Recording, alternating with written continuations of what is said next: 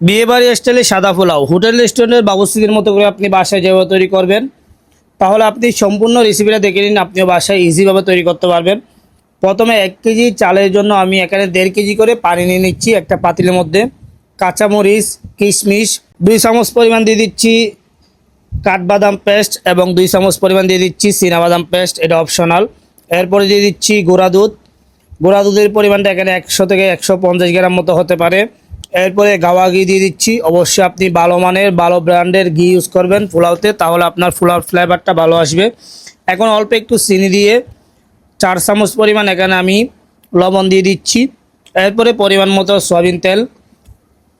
এরপরে এখন আমি গরম মশলাগুলি দিয়ে দিব।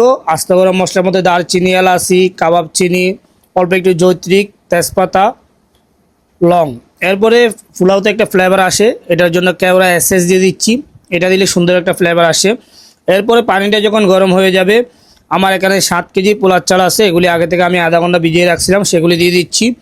যখন আপনার পোলাও এরকম পানিটা শুষে নেবে প্রপার, এরপরে পোলাওটা উপরে সুন্দর করে ভালো করে লেবেল করে দিয়ে আর অল্প একটু ঘি দিয়ে দিচ্ছি, আর অল্প একটু জাফরান গুঁড়ানো পানি দিয়ে দিচ্ছি। এটা অপশনাল, আপনি বাসায় থাকলে দিবেন, না দিলে কোনো ধরনের সমস্যা নাই। এরপর অল্প একটু পেঁয়াজ বেরেস্তা দিয়ে এটাকে ঢাকনা ডেকে দিয়ে দমে রেখে দিব মিনিমাম 16 থেকে 17 মিনিট। 17 মিনিট পরে আমি দমটা ভেঙে নিচ্ছি। দেখেন কত জর্জরা পোলাও তৈরি হয়ে গেছে। আপনি চাইলে এটা বাসায় ট্রাই করতে পারেন। রেসিপি ভালো লাগলে পেজটা ফলো দিবেন।